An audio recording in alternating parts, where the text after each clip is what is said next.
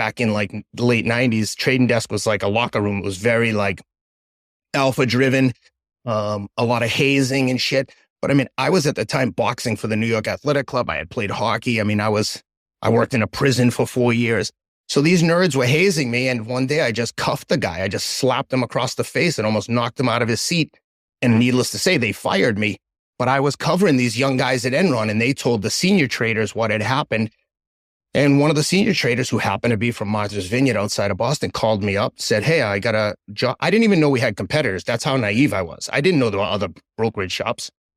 I was there like 2 months. And I mean, I barely knew what a bid and an offer were. And this other competitor offered me a job starting the next Monday.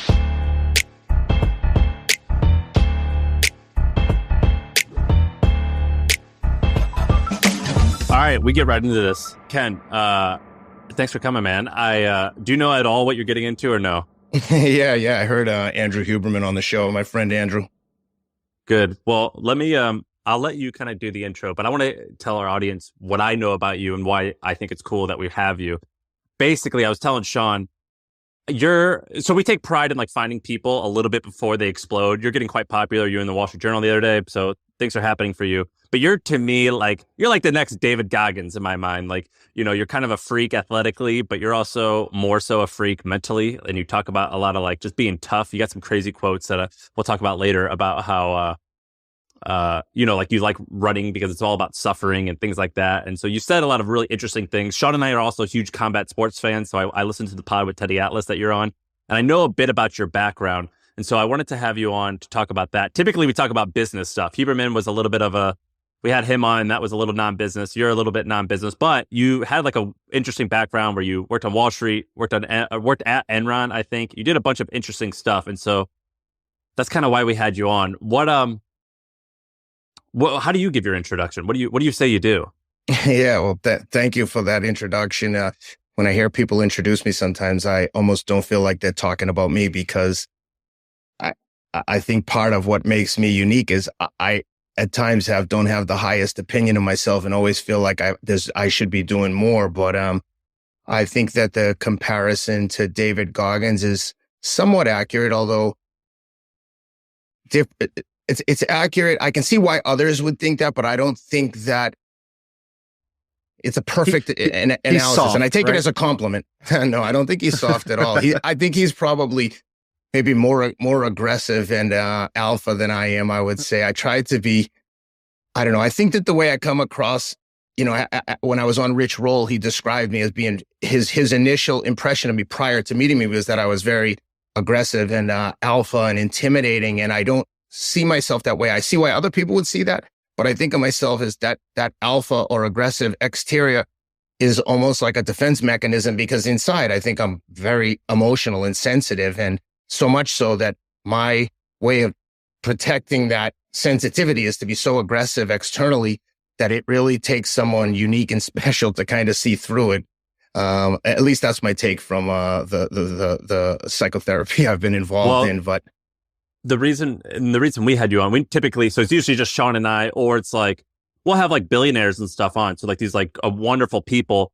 But something that like I've been thinking a lot about lately, and I've been talking to Shaan about lately, is just like toughness and like how it feels like good to get out there and work hard physically or to spar or do things like that. Because even though we're doing cool shit behind the computer, it's still behind the computer and it feels good to live. And you say you're not an alpha, but I think in the Wall Street Journal article you said, I'm the biggest alpha male on the starting line. I'm ready to die to. Thank you for pointing that out, because there was context to that quote.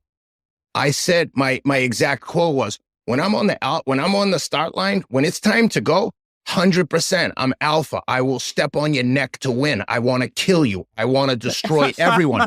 But the minute that race is over, I'm everyone's best friend. If I see someone fall down in front of me, I will stop and help them. I've in triathlons, I've asked people, yo, man, you all right? I'll stop and help you. I say step on your neck and kill you to win, but not really. Like, this is my mental process that I have to go through to get to the dark place that I need to get to suffer to the extent that I need to suffer to get the most out of myself. Running, you know, I ran 36 hours ago, I ran the Tokyo Marathon in 2:29:19. And the day before that, Outside Magazine wrote an article, how 51-year-old Ken Rideout run sub 2:30 marathons. And I saw the headline and I literally had an anxiety attack. I'm like, oh my God, the pressure is on. I mean, I've run sub 2:30 3 or 4 times, but it ain't easy. And I know that last 5 or 6 miles, the suffering and the darkness that's coming with that, I can't, it's literally physically the hardest things that I've ever done. Is like everything in your body. It'd be like if you're driving your car and every single warning bell is going off, the radiator's overheating, the oil's low, you're going to run out of gas. And you literally are like, I can stop and no one would care. Or I can push myself and know that I didn't have another effing ounce to give. And it sounds cliche or might sound corny, but that's my process. That's where I have to go to get to where I've gotten to the point where guys like you with this awesome podcast want to talk to me. Like I'm a regular guy. I'm a dope. I don't see myself as special, with the exception of being willing to die to get the most out of myself physically on these particular days at races. And so you said you just ran a marathon in Tokyo 36 hours ago. You're here now. Yep. And I didn't know much about you before Sam brought it up. Sam goes, "Oh, I really want to have this guy on. Are you down with it?" And I thought, I've heard that name, but I don't know who is that. And I was like, "Oh, is that the Teddy Atlas podcast guy? Oh, wait, what's his story?" And as I started looking into it, to me, there was a few things that really stood out. So there's the obvious headline that here's a guy who's over 50 years old and is basically flying through these marathons. So running super fast speeds. I don't know the exact records or whatnot, but you're one of the fastest, if not the fastest, correct? In your bracket? Over 50. Yep. Yeah. So that's kind of remarkable. And I think that's the key thing I want to get to is like, that's an extraordinary thing. And that doesn't just come out of nowhere. And so you talk about being able to go to that place at the last 5 miles. What happens pre-race? How do you flip that switch? What is your sort of like mental state of mind or your psyche? What do you do mentally to prep yourself before these races? Well, that's a great question. And thank you for the opportunity to explain this, because I think that it's important for people to understand when they look at this just on the surface, like you just described, like, wow, it's extraordinary. And by the way, when I hear it, it doesn't even seem like you're talking about me. So I don't at times have the highest opinion of myself because of the struggles I've gone through with addiction. So as I'm telling you this, I'm super cautious about coming across like a narcissist. I don't want to come across like that. I want to be very humble in how I describe this, but I'm going to be honest with the process prior to the race. I've spent, before a race, and this one in particular, no different than any other, I've spent 10 or 12 weeks like devoting all my physical energy, or at least 90 minutes to 2.5 hours a day of preparing for this for, let's say, 12 weeks. When I get to Tokyo the week before, I always go by myself. My wife, I have 4 young children. Even some of the local races, they don't come to, even when I think, oh, I'm going to win and you can see me win a race. Like they've come to a few of them and it's kind of uneventful for them. They come to expect me to win. And I, in my mind, think they're going to be so psyched when they see me win. And then they're like, okay, Dad, can we get out of here now and get a donut? So, anyway, long-winded way to say, I have a very specific process that I have to go through in the days leading up. And again, I don't want to sound like I'm like some elite professional runner, but this is what I do. This is the process. I have to get there. In the case of Tokyo, with a 15 hour time change, I need to get there at least 7 days early to get my body and my circadian rhythm on track with what I'm about to do. Because again, I've spent 12 weeks devoting so much energy to this. I don't want to mess around when I get there. It's very specific. I don't make plans to go to dinner with people, or very rarely, mainly because I'm a jerk. I know it. I'm very selfish. To me, again, I'm not a pro runner, but to me, this is my version of the Olympics, and I am not there to mess around and have fun. It's like I'm on a work trip. So I get there and I just need to be alone by myself, think about what I want to do, try to stay positive. I'm a big believer in mindset, and what you tell yourself is the truth. Reality doesn't matter. Like what other people think about you doesn't matter. It's the only thing that matters is what you think of yourself. And that goes into that same thought process goes into preparing for this race. In my mind, I am a professional runner and I'm going to win the, Olympic gold medal on Sunday. So I get there early. I go through my process, and on race day, I've said this before in interviews. It's like, I'm nothing nice on race day. I don't want to make friends. I don't want to chit chat. I'm a jerk. I know it. So I try to stay completely by myself. I don't put my shit on other people, but I don't want them putting theirs on me either. So I stay by myself. The race goes off. I know what's coming. Some people were like, how were the sights in Tokyo? What were the people like in the race? I said, I couldn't tell you if we ran through the friggin' Imperial Palace or not. All I know is the road in front of me. And I get into like a tunnel vision where I can't see obviously, if I look around, I could, but I don't waste an ounce of energy. I don't even try to look at my watch I don't want to move any movement that isn't completely necessary to get from A to B as quickly as possible. I'm trying to run the straightest line. I'm focusing. If people get too close to me, I'll like kind of give them an arm like, dude, you're getting too close. Like, I don't want to trip someone at the start of the race in Tokyo. I was right on the start line and 2 or 3 people right in front of me toppled, and it was like they were caught in the whitewash as surfers, just arms and legs flailing, elbows and knees smashing on the ground as people just trampled them at the front of a major marathon. It was crazy. So I don't want them doing that to me. So I'm like, that's what I meant about being a bit alpha at the start, but I don't want to hurt anyone. I don't want to affect anyone, but I don't want to be effed with either. Did I see a picture of you and Jason Calacanis over there? Yeah, I mean, Jake Cal, yeah, it's my dude. How do you know him? My friend Casey Neistat, who is, do you know who he is? YouTube guy, Casey. So I trained Casey last year for the New York Marathon. My friend Neve Schulman, who's the host of Catfish on MTV, he connected us. So I trained Jason and, Casey and Neve for New York City Marathon. And then I heard Jason mentioning running a marathon on All In, and I just mentioned it in passing to Casey. Casey connected me. I saw Jason was in it. We connected via text.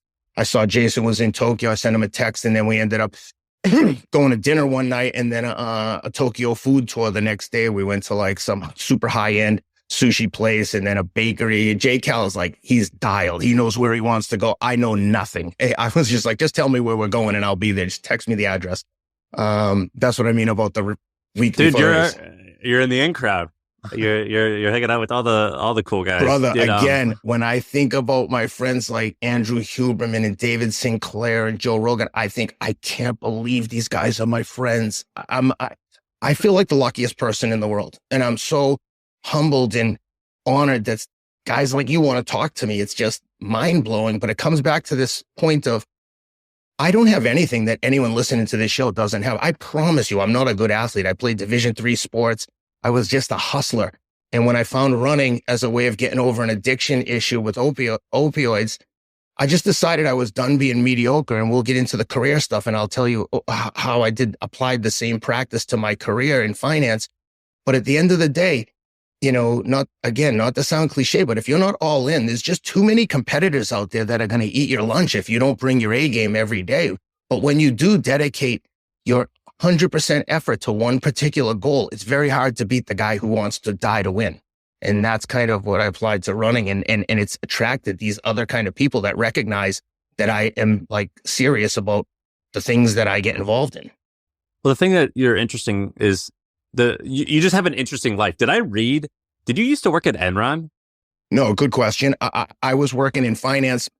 My very first job, if you want me to kind of walk through my career, I don't want to jump around. I moved to New York right after I graduated college. I had a pharmaceutical sales job for a few months, but when I moved to New York, I saw all these younger guys my age working in finance and making a ton of money. And I was making like $36,000, and my like rent and student loans came to more than my take home pay. I was basically like living on borrowed time in New York, living in a shitty walk up. And, long story short, I was playing pickup ice hockey at Chelsea Piers, and a French Canadian kid who played minor league hockey asked me if I wanted a job as a trading assistant on an interdealer brokerage desk, brokering electricity trades between the utilities, and Enron was one of those clients. And the way it worked was the junior guys at Enron would trade like next day power, which was like the commission was like literally like $5. But if you didn't do that as a service for these accounts, they weren't going to trade the like big ticket items with you. So long story short, I was doing that. The guys on the trading desk, you know, back in like the late 90s, trading desk was like a locker room. It was very like alpha driven. A lot of hazing and shit. But I mean, I was at the time boxing for the New York Athletic Club. I had played hockey. I mean, I worked in a prison for 4 years. So these nerds were hazing me. And one day I just cuffed the guy. I just slapped him across the face and almost knocked him out of his seat. And needless to say, they fired me. But I was covering these young guys at Enron, and they told the senior traders what had happened. And one of the senior traders who happened to be from Martha's Vineyard outside of Boston called me up, said, hey, I got a job. I didn't even know we had competitors. That's how naive I was. I didn't know there were other brokerage shops. I was there like 2 months. And I barely knew what a bid and an offer were. And this other competitor offered me a job starting the next Monday. I was making 40 grand. They offered me a job at 80 grand. I mean, to me, that was more money than anyone I knew made. So I was like, and the other thing is, this guy's hazing me. I had a huge black eye from a fight at the New York Athletic Club. Like, I was not like a punk that you could just I didn't come across as like, hey, bully me, I'm a big sissy. Like, I was a guy, So when he did it, I was like, you got the wrong guy, dude. And I cracked him. And needless to say, he almost started crying because I was like, when you leave this office, I'm going to beat the crap out of you. And he's like, I'm not going to leave. I go, you're going to have to sleep here because when you come outside, you're getting a beating. And they were like, okay, Ken, you got to go before we call the cops. And again, I had no safety net. I couldn't call home and ask for money. There was like, I worked in the prison. My stepdad and brother were inmates in the prison. No one was looking to help me in my finance career in New York. To them, I was like an anomaly. I was already like the richest person they knew just by having a job in New York City. So, it was nerve-wracking. And so that's how my career started. And the guys at Enron were just like good customers of my clients that like literally changed my life.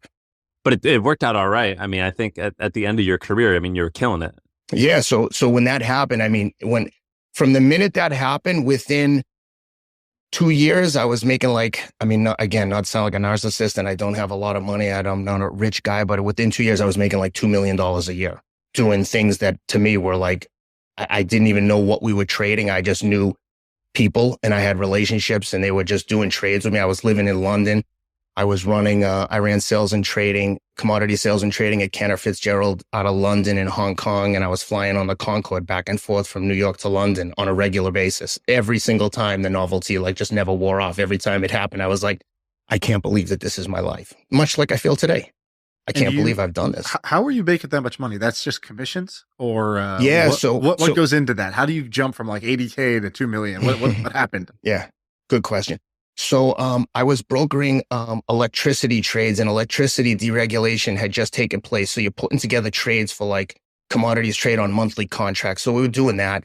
And when Enron went bust, I got basically sent from London back to New York because the business had dried up. But I was like one of the biggest producers of commissions at the time. Again, like I was so unqualified. I didn't know anything about the technicalities of what we were doing. I just knew how to find buyers and sellers. It could have been houses. It could have been baseball cards. I just had a knack for it. Is that like a lot of networking? Is it cold calling? What were you doing to actually be great? What did it take to be great there?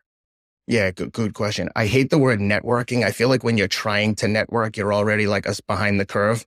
Like if you're trying to make friends, people ask me frequently now, like, how are you friends with Rich Roll and Andrew Huberman? I'm like, I don't know. I must have something that they like and they have something I like. We just find each other. But I certainly didn't make a conscious effort ever to be friends with anyone. It's just a natural process. So to answer your question, I just had an ability to connect with people, and I tried to live a life of honesty and integrity. And if I say I'm going to do something, I'll do it. And I like to tell the people that I'm close with, or when I have a close friend, someone's like, oh, are you friends with that guy? I'm like, oh, I'd help that guy bury a dead body. I like him so much. Like, that's my guy, And I think that people that are my friends know that that's the truth. If you need me, someone's coming over to your house, they want to fight with you, I'll come and help you. And I think, like I said, I think the people who are tight with me, they know that that's a character trait that I have. And I think it's what's helped me build the rapport with the people that I've built rapport with. But to your question, so I had this ability to connect with people. So when Enron went bust, they sent me back to New York. And again, talking about reinventing yourself, Enron goes down, I'm making a ton of money. And these businesses like Cantor Fitzgerald, investment banks, et cetera, they're ruthless. So the minute shit went sideways with electricity trading, they were like, okay, we'll send you back to New York. And I lived in London during 9/11, and Cantor was on the top floor of the World Trade Center. So when we lost 3,000 people, they sent me back to New York and said, hey, can you take over our credit derivatives business, which happened to be the most lucrative business in the institution at the time.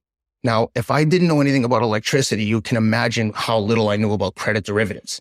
I knew less than nothing. I knew as much as a plumber would know.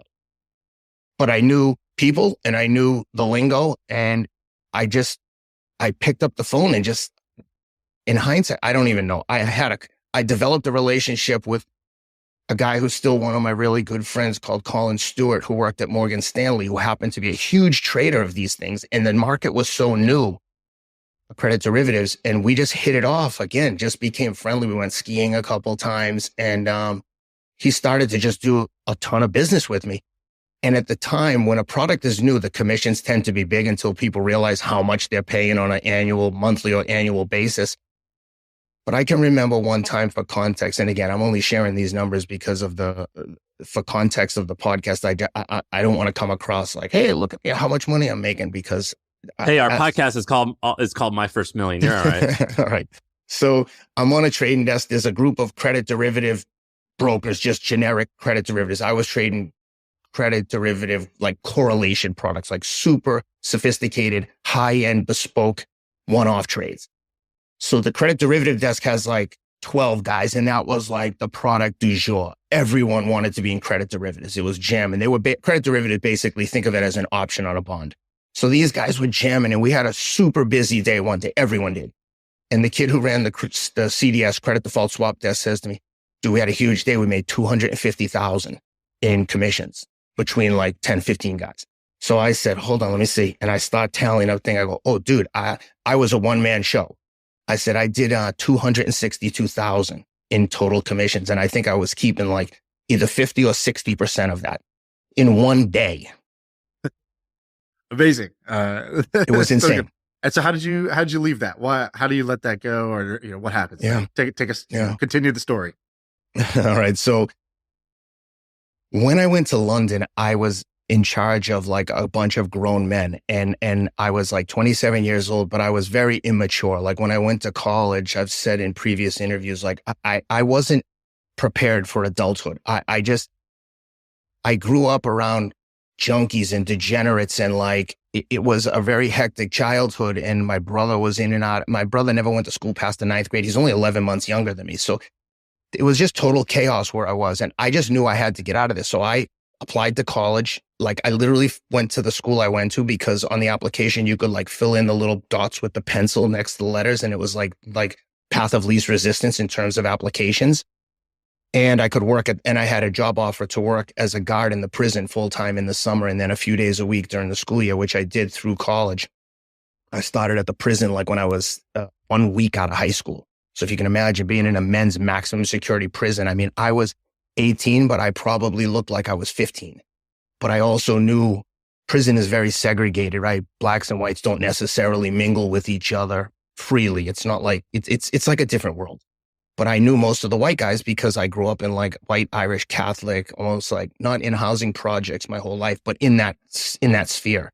So when I got there, I knew some of those guys. So I wasn't as scared as I might be if I didn't know anyone going in there, which I know sounds crazy in hindsight. Now when people know me, I'm like, you knew people in prison? I'm like, the difference between guards and inmates is like the inmates have been caught. The guards are just as bad. It's like, that was a big part of my motivation to get out of college. It's like, looking at what my prospects of life looked like if I didn't go to college and working at that prison, I was like, I'd rather be dead. It was the worst.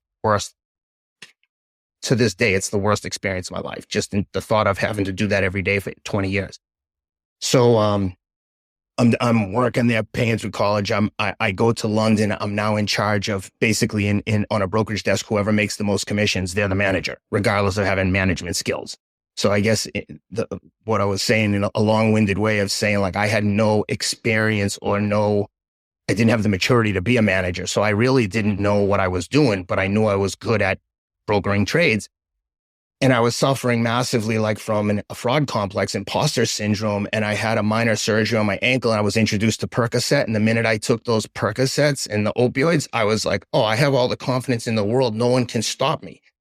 And thus began like a 10-year odyssey of being high 24/7, save for like a week or two here, a month here and there. Like I'd get sober on my own, just white knuckle it, like go through the physical withdrawals of, basically opioids, just like heroin. I was a mess. Like in hindsight, I tell people now when I speak to like junkies at like NA meetings or AA meetings, or I speak at prisons, I say like, I was a good drug addict. I could get away with it. I had resources. I was resourceful. I could find drugs anywhere. I could get people to give me prescriptions all over the country. I'm embarrassed to say I was really good at it. And I was a functioning addict for a good 10 years. And I'm sure people that worked with me during that period just think I was fucking crazy, not necessarily whacked on drugs, but it is what it is. It's embarrassing. Like I get choked up thinking about it because I just can't believe I behaved like such a loser. And, but I did it.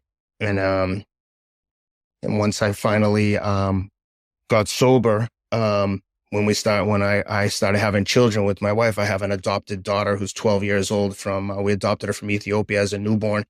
And right before we adopted her, I just went through like an outpatient detox, got clean, and have been sober since. I mean, I haven't been without slip-ups over the last several years. Like I might, slip up here and there, but I mean, for the most part, I've been sober longer than I've ever been in my life. And it's, it's like, of all the things I've ever done, it's one of the things that I'm most proud of, the fact that I was able to, I don't say get over, because it's a constant struggle to stay sober when you've been addicted to those kind of drugs. They're so physically and mentally addictive.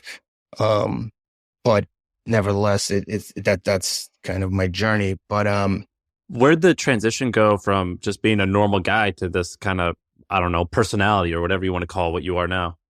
Yep. That's what I was going to get to. So in 2010, when I got sober, I started doing, triathlons. I did the Ironman in Hawaii 3 times. And what was your first time, or what time did you finish in your first, triathlon? Probably 11 hours. And then you broke 12 hours your first time? Yeah. But that's like that again. That goes back to mentality. Like, oh my God, 12 hours. By the way, Shaan, that's like pretty good. I mean, 12 hours sounds like a very long time. As somebody who's never done no, breaking 12 hours for your first time. That's like that's a great accomplishment, right? Pretty good. In like 3 years, I got down to a 9:36, basically, without even knowing how to swim. And I went to Hawaii 3 times. But again, part of that journey was like learning about myself and figuring out how to suffer, and learning that quitting is much harder than suffering. Because the first time I went to Hawaii, to me, it was like I had made it to the Olympics. And I was so happy just to be there that when I got off the bike, it's 2.5 mile swim in the ocean, 112-mile bike ride in the Hawaii sun, in the heat. And you start a marathon around 1:00 in the afternoon, which would be crazy even to do as a training run. And the run got hard and I just quit. I just stopped. I was like, oh, I'm dying. This isn't my day. I just told myself every story that I needed to tell myself to justify quitting. It's been a long year of training. You made it here. That's the big thing. And as I walked back to transition, literally like crying to myself, like crying, like real tears, like it's so shameful, because I knew I didn't have to quit. I had a lot more to get, even if I walked. And I went back the next year and finished in like 9 hours and 39 minutes, which was, I don't know where I finished overall, but that was it. I was very satisfied with that. And that process of, so I used the endurance sports to deal with my addiction. And then through endurance sports, I discovered an ability to suffer through adversity. And I also learned the pain of quitting and the emptiness that I felt when I didn't give 100% to something that I had committed to. And that really began the journey. So that was like in 2012 or 13, where I was like, you know what? I'm done being mediocre at anything in life. Whatever I do, I'm going to do with 100% conviction, including work. And if you'd like, I'm happy to come back to like my career and how it transitioned into what it was, into what it is, because this is all part of the same story. Well, let's stay with the mind shift. Sure. I want to talk about 2 of them. So you had said kind of like, we adopted my daughter and I decided to get sober and, made a decision. But what was the thought? Because, after 10 years of addiction, I can't imagine that was just so easy. That's the worst addiction. Yeah. Opioid. I mean, they're the worst. And so I can't imagine that was just so as simple as saying, okay, well now this time I'm going to do it. So what was the thought? And can you take us back to that moment where you kind of realized, okay, I'm going to do this? Or was it many false starts before it finally happened? How did it happen? Yeah, no, that's an excellent point. There were many false starts. No one who's suffering with addiction wants to continue to wallow in that, because they call those medication Percocet like painkillers, but they're really joy killers. So what happens is you initially take them, you feel great, and you can maybe do that for like a week. And every single time you take a dose, you get a euphoric feeling, maybe the first time for an hour or two. By the end of the first week, it might be a half an hour. By the time you're in the throes of addiction, you're only taking them so you're not sick. And I mean, anyone who knows anything about withdrawals from opioids knows, like, I'm talking, imagine having the worst flu of your life for 7 freaking days, and it can stop whenever you're ready to start taking them again.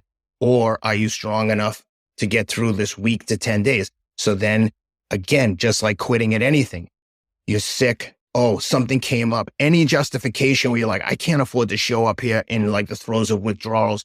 I like can't go 2 feet from the toilet because I might have to use the bathroom. I'm sweating. Then I'm freezing cold. Everything hurts. I'm an emotional mess. I could cry at like a drop of a dime. And so there had been I had gotten sober for weeks and months at a time, and then, found excuses to go back to using. But when we were adopting my children, I was like, I cannot live like this with children. I have to be in my right mind. And yeah, it wasn't so to your point, it's not just like I just switched flipped the switch. But I will say, in terms of being hard, finding someone that's been able to get sober from opioids is like finding someone like with a story like from The Biggest Loser, where you see someone who weighs like 350, 400 pounds. Then the next time you see them, they're ripped to shreds and they're living like an athletic lifestyle. That's, I think, how rare it is to find someone who was heavily addicted to opioids and is now living a clean and prosperous, emotionally prosperous life. That's how I feel. It's so hard, and only other junkies who've been through this can recognize the struggle that went into it and the strength that it took to get out of it. Like I said, I've not always been perfect, but I'm so grateful and thankful to be where I am versus where I was with regards to the addiction. But yeah, it was not, I know I'm different. I know when it comes to mindset, I know that I have some mental strength that other people don't have. I say that with humility, but it's the truth. I just decided I'd rather die than live like this, and I don't want to die.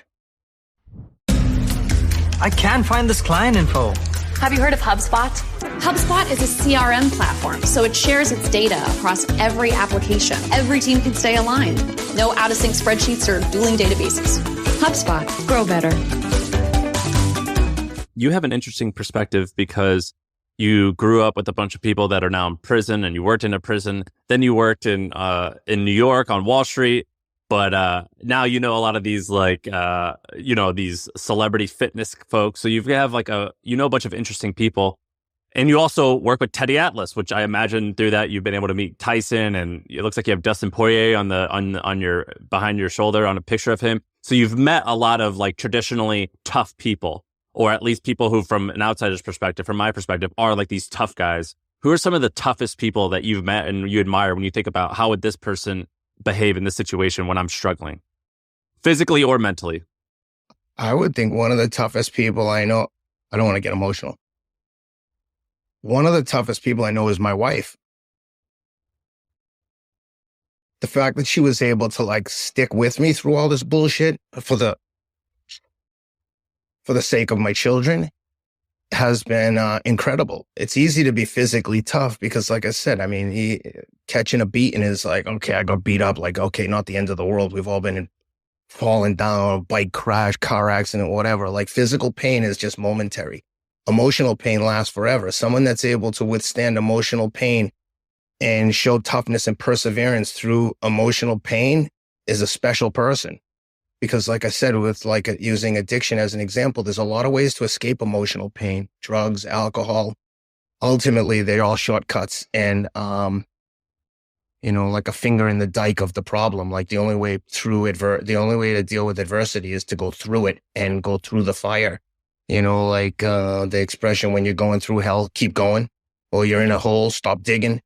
So to that extent, in terms of emotional toughness, my wife showed incredible conviction and perseverance to stick with me when I was just a mediocre finance clown, addicted to drugs, behaving like an asshole, worrying about materialistic possessions and worrying about keeping up with the Joneses versus worrying about just living for myself and trying to be the best person that I could be, which in my heart is like who I really am.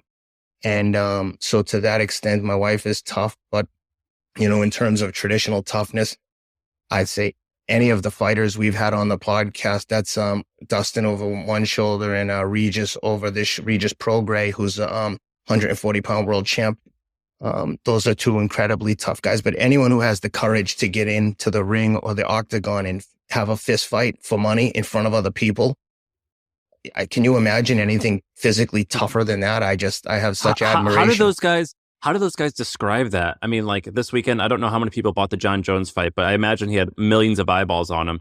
He's like, well, I'm going to get in my underwear. I'm basically naked, and I'm like going to fight to the death in front of all these people. That's right. I've read some like Chael Sonnen and Cowboy Cerrone. They're like backstage. They're these tough guys, and they like at the weigh-ins, they're puffing their chest and they're flexing their muscles, and they're like, I'm going to effing kill you, yada, yada, yada. But then they'll tell stories once they're retired. They're like, I had to throw up in the backstage ahead of that fight because I was so afraid. And at the beginning of every fight, it's just like a race. You have these feelings of like, what am I doing? I don't want to do this. Why do I keep doing this? What am I like? This is the worst feeling. And so they're kind of human. But what do you think, or what have some of those people said right before they're about to get in the arena and just fight to the death? What's that? What did they go through? You just hit the nail on the head. I've had some fights myself, boxing matches, and it's whether you're in the UFC or fighting in a VFW or a convention hall. Every single person that I've ever met and spoken to, and I've been in the locker room of fighters before fights, many world champions, UFC boxers. Teddy and I trained the light heavyweight champion of the world. I was basically Teddy's assistant. Teddy trained him, but we were in the locker room for a pay-per-view main event fight. And I can tell you, every single person feels the same things that you and I would feel, or that average person would feel. They're not different. They're not special. They're not unique. The coward and the hero, as Teddy Atlas would say, they feel the same exact thing. The only thing that they do differently is how they behave. Some people let that fear overwhelm them and they cower. And I compare it to like surfing. The waves are crashing down and there's that like break zone where you either have to get out of the water or get through the break. And the coward either gets washed out to sea or goes back to the shore. And the hero goes through the break and knows that on the other side is calm waters and is the place where you want to be with other heroes. So I think to answer your question is they don't feel any different. Everyone feels the same thing. They're not immune to the fact that there's millions of people watching. No one is. It's just exactly as you would imagine. The only difference is how they behave. And you just forget that's the reason they train. You train as hard as you do or they do is because at the end of the day, you've got to block out all the bullshit because all that fear that we've just described is all noise. And the amount of things, and again, this is all knowledge I've gleaned from working with Teddy Atlas, all of the scenarios and potential nightmares that could happen, Teddy calls them like the ninjas of your mind. The ninjas start coming over the wall as you're getting ready to go into the ring or the octagon. And all of the possible scenario, there's endless scenarios of things that could go horribly wrong. You could die. You could get knocked out. You could get your arm broken. But at the end of the day, what are the odds of any of those things happening? Because you know you've trained like a dog. You've been in fires with these kind of sparring sessions. You've done the running. You've done the training. And at the end of the day, you have to block out the fact that everyone's watching. This is now simply a more aggressive sparring session, and you've just got to focus on the task at hand. And once, at least in my own experience, whether it's a fight or a race, once the gun goes off or the bell rings and you start jabbing or running, you have to get your mind into that place of like, hey, I've been here before. I know what's coming. I know what to do. Even if it's not going right, I know how I'm supposed to behave. And Teddy would say, you know, the difference, what makes a fighter or what makes a fight is when there's something to overcome. You're not really a fighter if you're just in there beating the brakes out of shit competition. You become a fighter when there's something to overcome, when you're dealt some cards that you weren't expecting, when you get punched in the mouth in a shot that you didn't see coming, and now you're tested. That's when you see who's really a fighter, who can come back, who can get off the canvas. We measure a man much more by how they get off the canvas versus how many times they knock someone else to the canvas.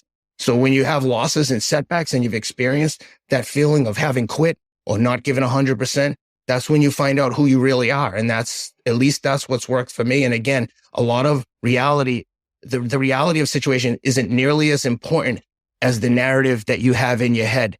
because the narrative in your head is going to control how you behave and control your mindset. And that's something that's well within your control. And you can learn how to harness that ability over time and through practice. And that's why we train the way we do. So I wanted to ask you about that exact thing because, not you run and you run these crazy marathons and these crazy times. I think basically have just been getting faster and faster every year since you were 35 years old, which is kind of amazing. I'm not going to run. I'm not a runner. It's not something that's of interest to me, but everybody hits adversity. And so I think this is probably the most important thing that I want to learn from you, which is whether you're in a fight or you're in a race and adversity strikes, what is the self-talk that you have developed that gets you through that? Because you said the difference between like a coward and the hero is the behavior, but I think the behavior, I would guess, comes from a conversation that happens in your head, deciding which way are we going to go? Are we going to walk off the field or are we going to continue on? Right. And so what is that self-talk and how do you train that? Yeah, that's a great point. And I think that at the end of the day, we all know what the answer is. I like try to use a professional analogy, like a business analogy. If you're a research analyst, right, and you're covering a particular stock and you know that there's like, let's say realistically 15 other guys covering that stock, is like, who's going to go the extra mile to get it done, right? We've all, just like at the start of a race, everyone shows up. Everyone there is good. Everyone there is fit. Who's the healthiest? That's a big difference. Who's done all the little things? So if you're doing research, have you uncovered every stone? Have you turned over every stone? Like Warren Buffett talks about that he would pour through company reports. I don't even think he uses a computer. He's just old school. He's just reading company reports, reading balance sheets. And I think that we all know, whatever our profession is, we all know what we could do better. And I think when you sit with yourself and you ask yourself, have I done everything? Think about how much free time, how much time we waste in the day. And if you need an example, every single time you open your phone and look at it for anything, Instagram, Twitter, I do it myself. It pisses me off because it's such a waste of time. I've like contemplated getting rid of social media every day for like the last 2 years, but I would be lying if I didn't say it's been helpful to me in terms of getting my message out there and kind of sharing some of the knowledge I have in terms of what I've been able to do with running. But I would say that to simplify is like, we all know what needs to be done. You just have to do the little extra things that you know that other people aren't. Is someone else leaving early to go have drinks with their friend? The people who are great, that's their priority. And again, back to the concept of all in. If you're all in on one thing and you decide there's one thing that no one's going to beat me at, no one has to tell you what you need to do. You know, everyone, spend more time doing the thing that you love doing. If you do something more than anyone else, I'm pretty sure you'll become the best in the world at it. If you want to be the best piano player, there's going to be people that are just virtuosos. So let's take out the outliers. But if you want to be a piano player and there's 20 other people in your class, I promise you that if you train more than them and practice more than them, you'll be the best. And I unfortunately, the only example I have for me is running. I've just run more than other people and I've been able to stay healthy, which is, I get maybe part of it is luck. I just have the physiology that absorbs the miles, but I do a lot of other things to maintain my overall health in addition to running. You keep saying that you're like this. You're like, I'm a humble guy, and it feels crazy. Well, you don't say I'm a humble. I think you said, I don't want to be a narcissist and talk about this and that. But you kind of are like this alpha, cocky guy in a good way. That's a compliment. Because I read this story and you're a funny guy. You're like the real life version of a Mark Wahlberg character in a movie, because you say these funny wisecracks. Because I read this story that's like 10 years old. Apparently Lance Armstrong was hosting like a man camp or some type of like tough guy camp. And I think the story is that like you were kind of chirping at him. You're like, I came this close. You told the reporter, I came this close to beating Lance Armstrong in the first race. I attacked him like a rabid dog. I had a gap on him. And then on the ride, apparently a rock hit Lance or something from someone's tires. And you said, I hurt Lance Armstrong. I broke him. I made him bleed. And then you actually, you got close to beating him, or maybe even you did beat him. And you said, I'm the winner of Man Camp. Lance, I need you to clean my bike and hose it off for me. Yes. The initial quotes are slightly out of context because it sounds a bit like a dork. Like I would never be like, I came this close to beat him. I just would never talk like that. There was more to the quote where I was And I did beat him in a couple of those clients, but he probably hadn't ridden a bike in like 6 months before we did this together. So like there's a lot of context that's missing there. But Lance is a good friend of mine. A rock did bounce up and hit his finger. And I said, yep, I made you bleed. Now clean all the bikes. We kicked your ass. And then I probably said to him, make sure that no one gets a blood sample of that, make sure no one gets a drop of that blood and runs a sample on it. I don't want to find out that you're still doing any kind of performance enhancers. But it was obviously said in jest. But you're chirping at him in a fun way. But even that you had the confidence to chirp at him a little bit, I think it's hilarious and awesome. Why wouldn't I? He's a bike rider. Have you ever met a bike rider that was going to physically like do anything to anyone? I think at some point I said to him, like, you're used to dealing with like 115-pound European cyclists. Now you're dealing with real men. Like, we're peers. There's no like, you know what I mean? I can't imagine a less intimidating group of guys than professional cyclists. Sounds like you might have took Lance to band camp, actually, instead of him hosting. You hosted him. Yeah, class was in session that day. That's the thing is, if someone heard all the conversations out of context, number one, they wouldn't be fit to be published. They were like very...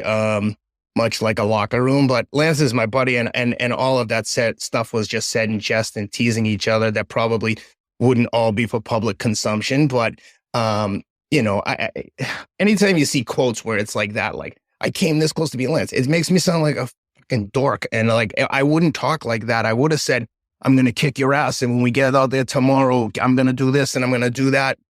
But again, I would say that I'd tell Dustin Poirier the same thing if we were going to have a sparring session. I don't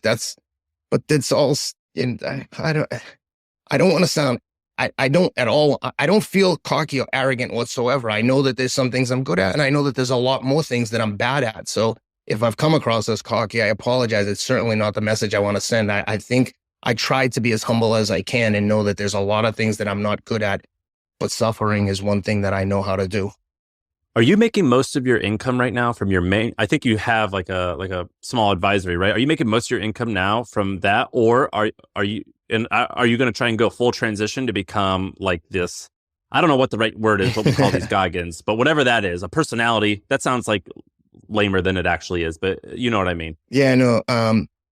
This is a great question. So I've made most of my income through finance, and what I've done. So in 2015, I left New York and went to California with a fintech startup called Electronify. We were brokering trades between institutions for corporate bonds. So right now, when you trade a corporate bond, you have to call like Goldman, Morgan Stanley, and you have to find, you tell them I want to sell these bonds, they find a buyer. Sometimes they'll buy them from you, which was the old traditional investment bank model, right? Hey, I got 20 million of these bonds to go. Okay, we'll take them there. And then they try to sell them at a slight markup. Now they're basically just matching buyers and sellers for all intents and purposes. So we created a new, an electronic marketplace that could let these like Fidelity and PIMCO trade directly with each other. So I went out to LA to cover the West Coast, knowing that there was a good chance that this startup wasn't going to work. It didn't. We sold it to a competitor. But by moving to LA, I basically forced myself into an uncomfortable position because there aren't sales and trading jobs in LA like there are in New York. So I knew I'd have to figure something else out. And you know that expression of like, hey, if you're waiting for everything to be perfect to make a move, it ain't ever going to happen. You have to make the move and make it perfect. And long story short, I was riding my bike out. Everything that good in my life that's happened has been through endurance sports. I was riding my bike with a guy in my neighborhood, and we were, he ran an asset management firm called the Palisades Group, and they had maybe $2 billion in assets under management. They were running money for all big household managers, like all the household names, like Apollo, for instance. And they had separately managed accounts. So the fees weren't huge like a traditional hedge fund or asset manager. And I said to him, he didn't have any business development. He wasn't actively out there trying to raise more capital, which is what he would need to do to really grow his business. So I said, let me run business development for you. And he said, accurately, you don't have any experience and we're friends. I don't want to put you in a losing position. And I said, okay, I'll work for free for 3 months just to see if it works. And again, every time I've been willing to take a bet on myself, it's worked out. In that brokerage commission role that we discussed earlier, I was paid just straight commission. So when I was making all that money, if I didn't do any trades, I don't make any money.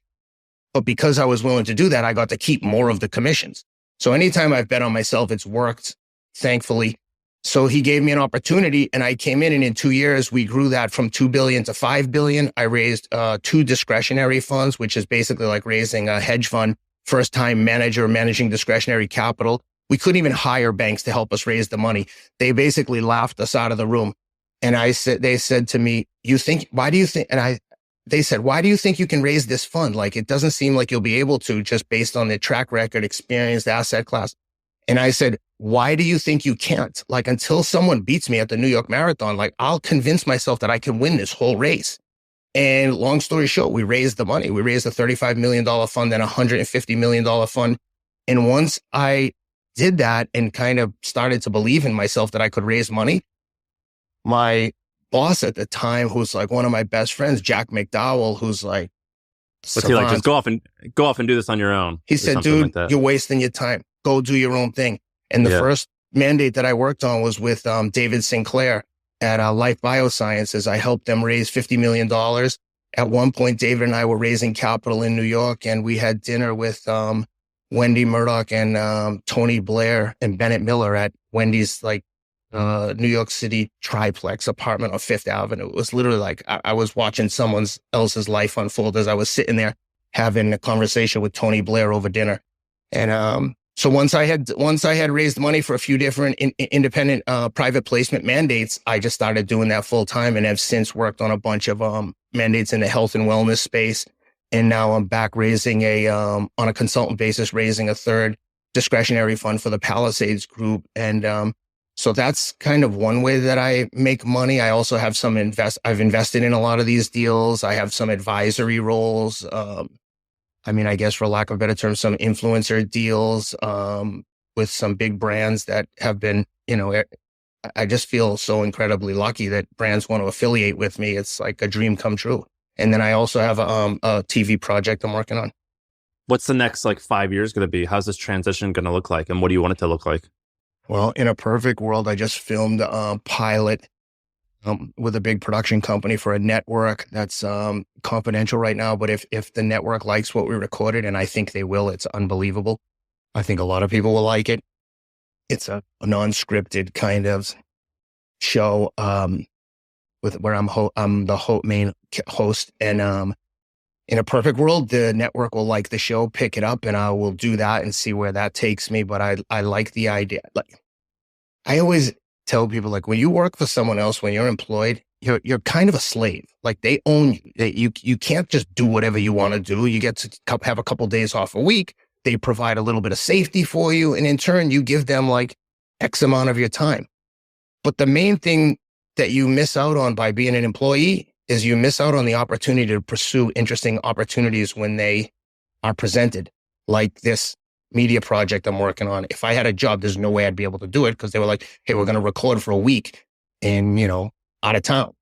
I would never have been able to do this. But because I was willing to bet on myself and, take the risk of having to get my own health insurance, not being sure if something happens to me and people don't want to be affiliated with me anymore. I get injured. I can't run. Okay, now what do? I guess I could always fall back on a finance gig, but I don't want to do that. I wasn't happy doing that. And to that point, I've said this before, and I think it's relevant for this podcast, is that I've said to people, look, money doesn't make you happy. And people are always like, oh, bullshit, you have money. And I'm like, no, I've had money and lost money multiple times. When Enron went bust, when you're making a lot of money, you spend a lot of money. And when that ends abruptly, you're very quickly out of money, especially if you have a $10,000, $12,000 mortgage. And now you getting paid 10 grand a month, which is what happened to me when Enron went bust. Things can change quickly. And the reason I say the example I give you is I was making a ton of money and I became a drug addict. So it didn't make me happier. It caused me different anxiety. So money can alleviate a lot of stress, but it can also add stressors that you didn't even know existed. And yes, it's easier to have money than to not have money. But if your only goal in life is to make money, I would say be careful what you wish for, because I was making money and I could have comfortably continued to do what I was doing. But I'm so much happier now wearing the risk of not knowing where the next deal or paycheck is going to come from. But I've never been happier in my life. And this transformation didn't happen until my late 40s. And when I finally had the courage to bet on myself all in my late 40s, it's been the greatest gift I've ever given myself, is to bet on myself and live and die with my own results. So in 5 years, I hope that this media stuff becomes more of a reality and I can continue to kind of share my experiences and, knowledge of, knowing how to suffer and deal with adversity. And I like sharing that message. I've done some speaking recently. That's also contributed to my financial well-being. And that's something that I actually really enjoy, which is crazy, right? Because every time I do speak to people, I go, hey, is anyone here get nervous about speaking in front of an audience? And every single person raises their hand. And I go, guess what? I do too. But I'm dealing with it.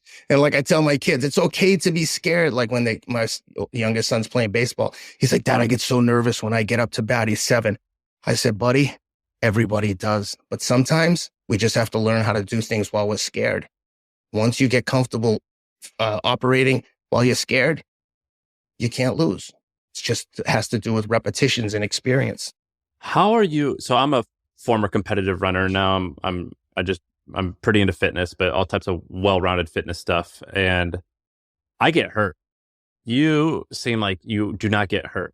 Is that, and part of that I think is like just biology. I think some people are just built where they can absorb miles, like you said, but what are you doing to stay healthy? I try to sleep 8 hours a day. I eat a very healthy diet. I do a lot of strength training that I think a lot of runners don't do. And I do recently, I hadn't done a lot of stretching and stuff in the past, but lately I've been doing a lot more stretching. And I feel like it's, especially in the last like 6 to 12 months, tons of preventative care, electrical muscular. I've got every device under the sun. Electrical muscular stimulation, Theragun, et cetera, et cetera. It's been, I spend a lot of time trying to keep myself healthy, but it's getting harder over the years. Do you think that, running 70 and 80 miles a week, do you think that that's going to make you live a longer or healthier life? Or are you just happy did you just like how it makes you feel? Because when I, think about like some of these, I did a half Ironman, nothing like you did. And I didn't even do it fast, but I remember doing all these miles and I'm like, man, I don't know if this is gonna make me live to be 120. It might not. Or maybe just like lifting weights and going for walks might be a little bit better. But how do you think about that? I agree with you 100%. I always tell anyone who's interested, I don't know that this is the answer for me, but you're talking to someone who is living the life of a drug addict. To me, okay, if it makes my life a little bit shorter, but it's adding the quality of life that I'm experiencing right now, that's a bet I'm willing to make. Yeah, I don't know. I wish I had an answer for you. I don't know what's going to add to my overall longevity in terms of my mental and physical well-being. But I know that right now, this is the best way for me to live my life. Look at what it's given me. It's been immeasurable. But I think that there are a lot of things that contribute to longevity. I mean, obviously, there's the famous longevity study out of Harvard that suggests that the most important element to live in a healthy, fruitful life is relationships. And to that extent, the one thing that this lifestyle and my kind of newfound station in life has provided me is the quality of relationships. When I worked in finance, this doesn't apply to everyone in finance, but a lot of the people I worked with were real assholes and I didn't like them and it was keeping up with the Joneses. And if I never had to sit on a trading desk for the rest of my life, I'd be perfectly fine with that.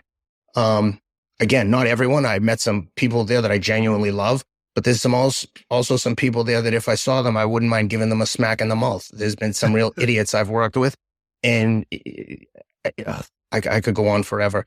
But my life now, if there's someone in my life that I don't appreciate or don't respect, I can just cut them out and move on to the next thing. I don't need the thing that I have that some billionaires don't have is enough. I have enough. I have everything I need. And I'd love to have more money and I'd love to put in a pool and renovate my house and splurge on a lot of bullshit. But at the end of the day, I have the one thing that I need and that's enough. And I have my family.